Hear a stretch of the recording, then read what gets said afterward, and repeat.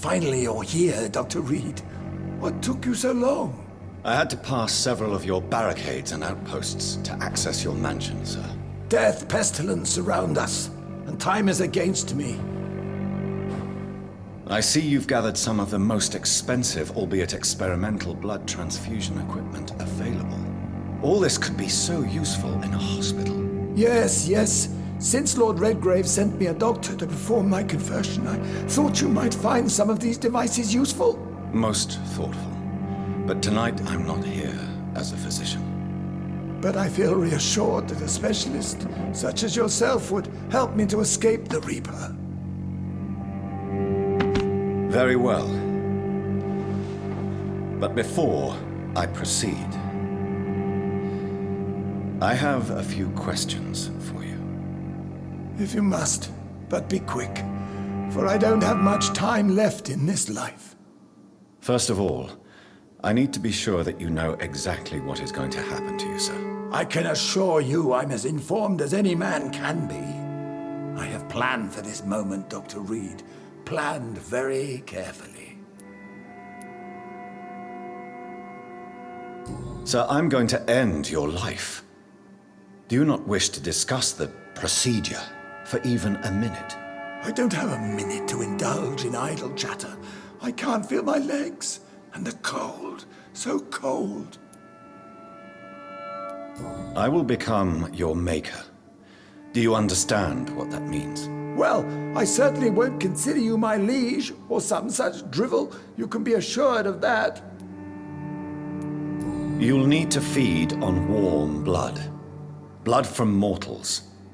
How do you feel about that? I'm rich, Dr. Reed, and powerful. I'm sure I'll be able to acquire all the blood I need without ever having to sully my own hands. What do you know about the Guard of Priwen? What I do know is that I'll crush anyone or anything that would dare to oppose me. Let's move on then. Please, I'm cold and tired. I feel my life waning with every moment. But first, before you embrace immortality, what would you do with such a gift? That's a rather impertinent question, Dr. Reed, and I will do as I please. Answer me all the same. What will your first action be as an immortal? To save London, I will finance the most efficient quarantine ever seen. I will build a wall that will separate the sick boroughs from the healthy ones. Who gave you the right to decide the fate of thousands of people? My money. My money and my pending immortality gives me the needed authority, Doctor. I'm a businessman. I'm used to tough decisions.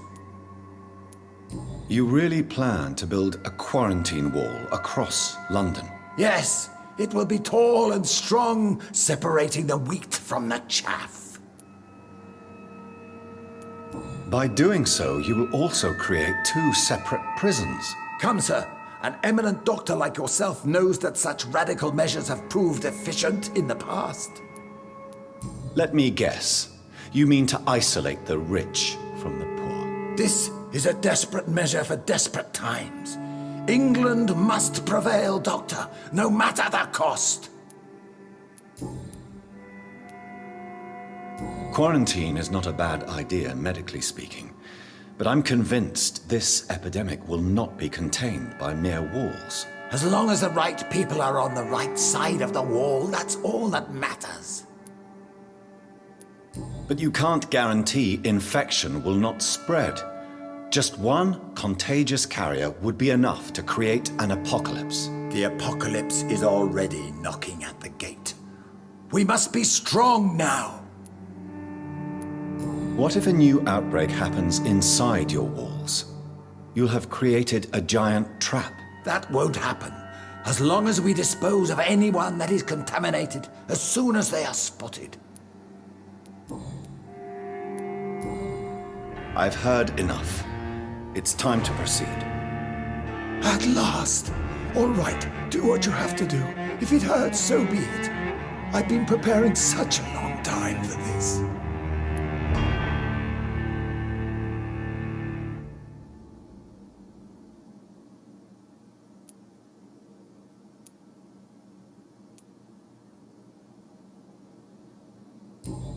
Listen to me, Aloysius Dawson.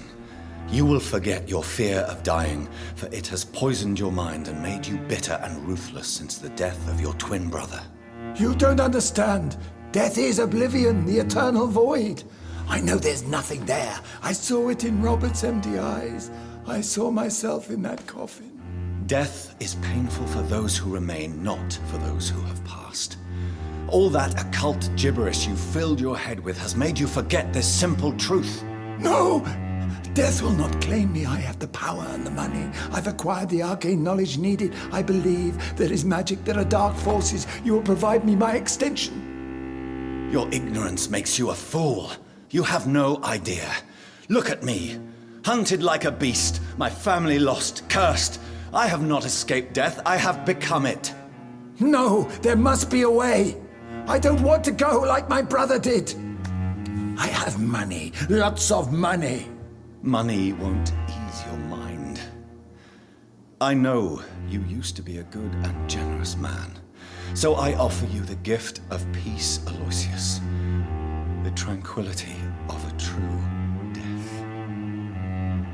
I accept your offer. And I understand. No more fear, I will die a man of dignity. And a man at peace.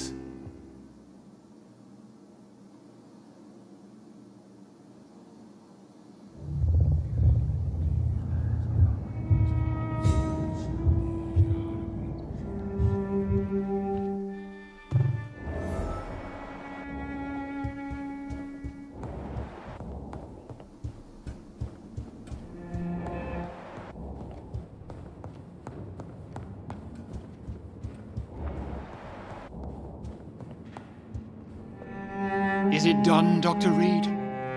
Is Aloysius Dawson reborn, as expected? I'm afraid Mr. Dawson finally chose to embrace life and death as a mortal. What do you mean? He has overcome his fear of dying.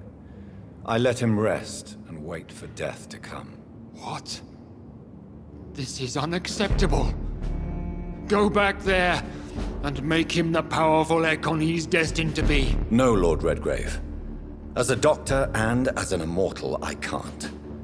If you wish to make him your progeny, then proceed on your own. This is an outrage beyond words. This is betrayal, pure and simple. I should kill you on the spot. You swore on William Marshall's blood. Well, get rid of me then. From now on, you're an outcast. Banished. You are forbidden to ever appear in front of us again. Ascalon will smite you on sight, and your heart will be thrown to the rats. I'll leave you then. Have fun with your puppets and shadow plays, Lord Redgrave. Yes, go, traitor, and take that awful creature, that counterfeit of a woman I saw waiting for you, and be gone!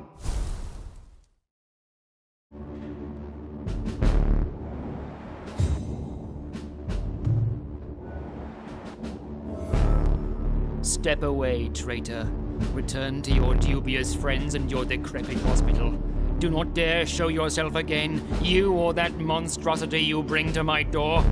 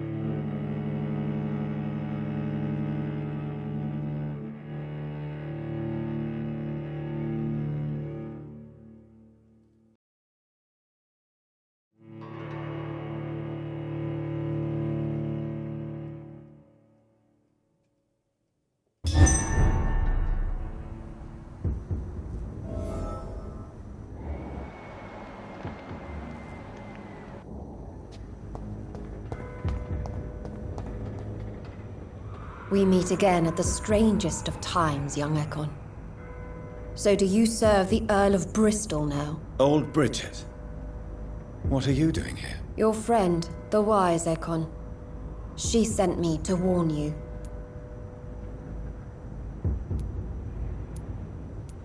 Did anyone see you?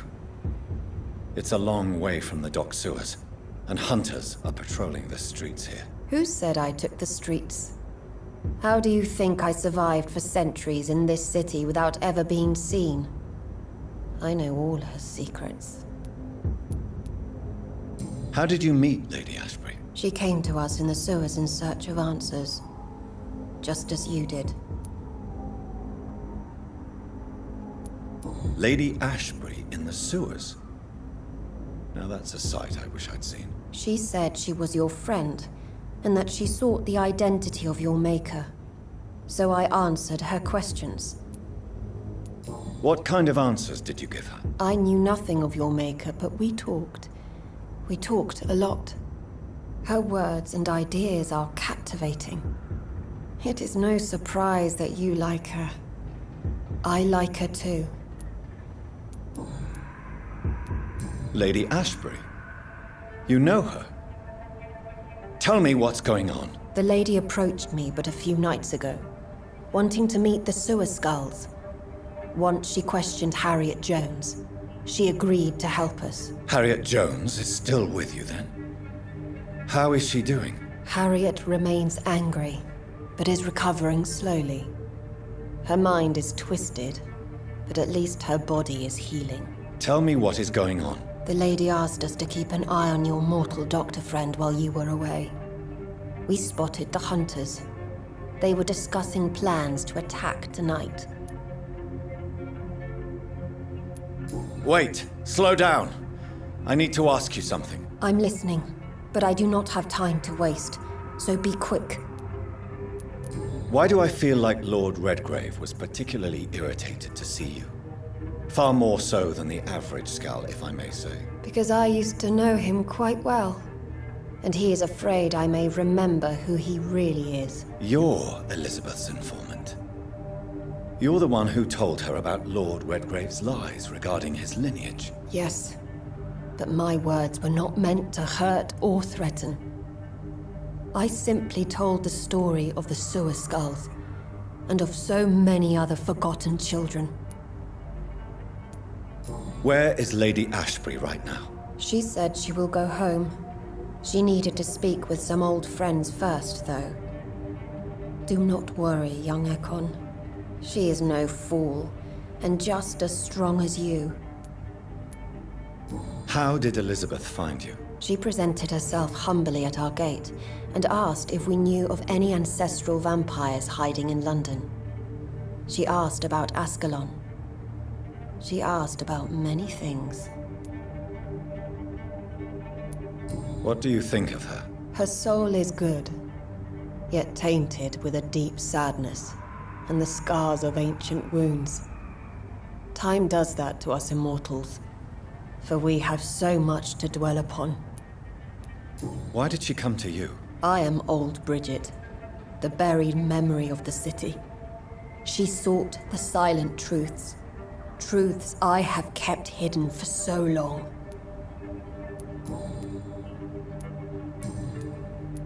No time to lose, then. I must go there right away. I shall return to my den. Have you a message for the lady? Should I see her before you?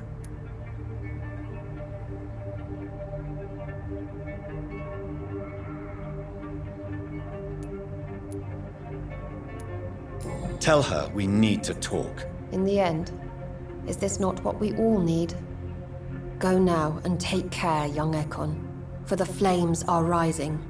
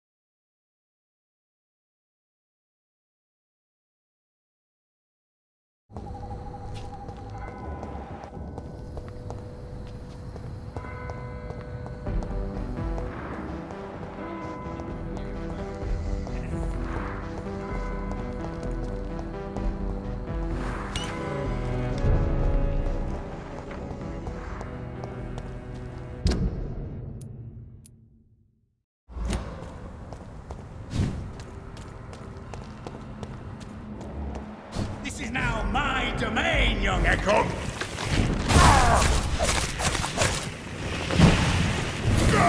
Gotcha!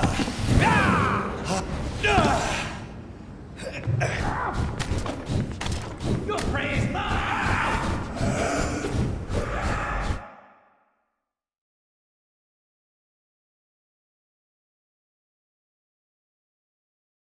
Stupid beast!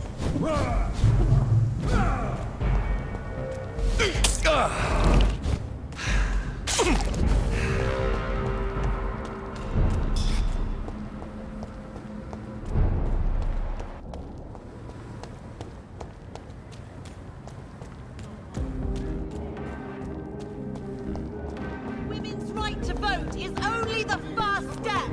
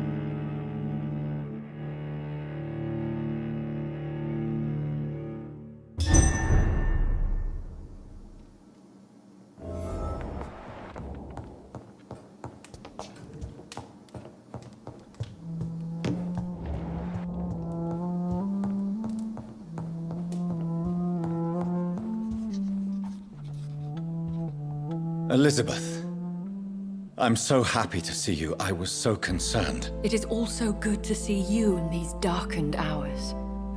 Is all well, my dear? Indeed, we stand upon the precipice. Has the news reached you of Edgar Swansea? No.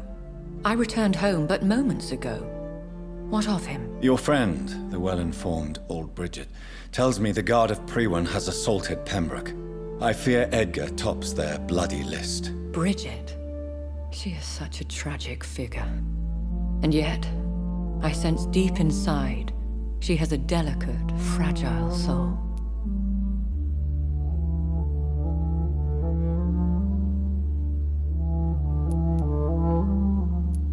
I had the impression you despised skulls, and now you find them delicate? You have persuaded me, Jonathan. It has been a very long time indeed since anyone has changed my opinion of anything of note. I was concerned for your safety. McCullum draws too close to you for my comfort. Fear not. I've evaded the hunters for many a year, and I intend to stay far from their gases, flames, and spikes. Now, speak to me of Dawson. I convinced Aloysius to embrace death as the ultimate gift of mortal life. I believe he found peace in the end. The cost must have been heavy indeed. I am proud of you, my love. Ascalon has defrocked me and threatens to hound me from the city. This was, no doubt, inevitable. You did what you thought was right at the time. One can ask no more. The important task now at hand is to help poor Edgar. Now I am assured of your safety. That is precisely my intention. Good. Now go, my dear, and return with good news with the greatest haste.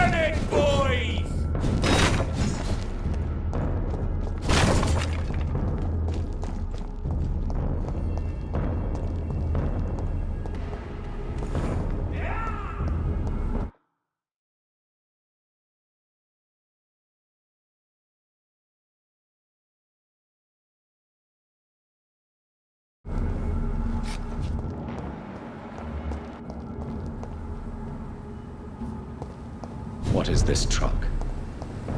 Are the vampire hunters here already? This is no place for a gentleman.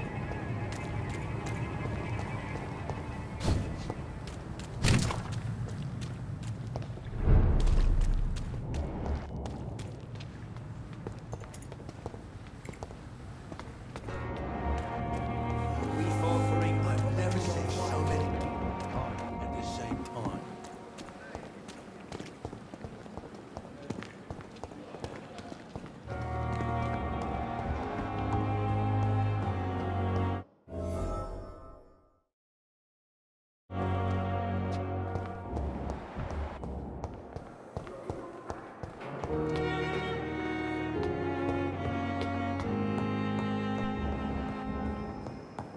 Those bastards. What have they done to Edgar?